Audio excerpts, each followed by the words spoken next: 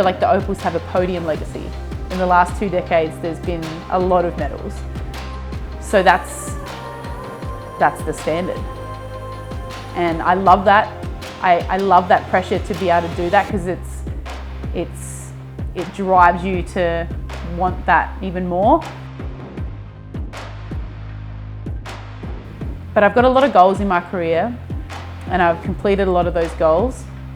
But one of the last ones would be to have an Olympic medal.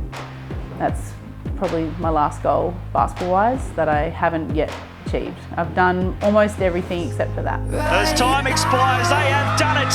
Back in the Olympic medals for the first time in 12 years. Our Opals glimmer with rose gold. Australia wins bronze in Paris. And that is it. Australia celebrate. They are back amongst the medals at the Olympic Games. This was a team that deserved this. It was not easy. They had adversity throughout, and in the end, they leave Paris with a bronze medal. Just said Olympics to be with these girls and to win a medal. I'm just speechless. I'm so overwhelmed. I'm very overwhelmed, clearly. This is where it all begins.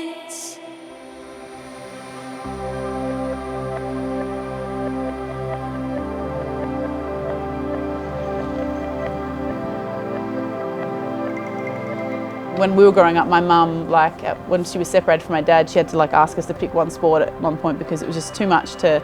Me and my sister were doing multiple sports. Not only it's costly, but you know, the effort and energy to. She didn't have 8 cars and 8 arms to take us all over to all of our different sports. It's just for 2 of us. So yeah, ultimately I chose basketball in that moment. My sister chose netball just to make it a little easier for my mum, and we just thought it was going to be for that moment. I mean, I haven't stopped basketball since that moment, but fluff. Having huskies, how delightful. But I know a lot of, you know, there's a lot of families that are, you know, doing really well for themselves financially, and, you know, I just would like to help some of the ones that, you know, are probably really talented but don't get to push through that barrier to get to some of these other spots that kids that do have the opportunity financially to do. I'd love to set up a program for Indigenous kids to get to Australian level type sporting stages. International stages. Sometimes I think that there's funding for minor level stuff, and then state level stuff some kids start to drop out because it can get quite pricey. And then obviously, you know, when you get to the Australian levels, a lot of times it's covered, but you've got to go through the levels as a junior, and some parents just can't afford it. And so I'd love to set up something to help, a scholarship to help, or a program to help the Indigenous kids in that space, particularly basketball, but just because that's my field. But there's such a talented pool of kids up north, the north region of Australia, not just Cairns where I'm based, but all the way across the north, that I'd love to have some type of impact on the Indigenous community.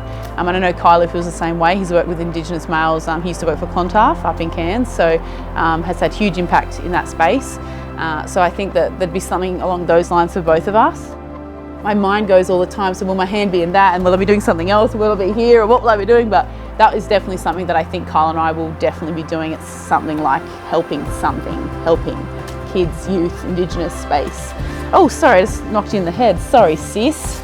And then I'd love to be living on a little bit of land up north, where we are. I love our house now. We're doing extensions now, but I'd love to go out and maybe get a couple alpacas, a couple more dogs, and probably have obviously a few more kids, and just really be enjoying each other's company. And yeah, we love giving, and we love, I get a real kick out of seeing other people thrive on and off court. So I don't know that will stop when I retire.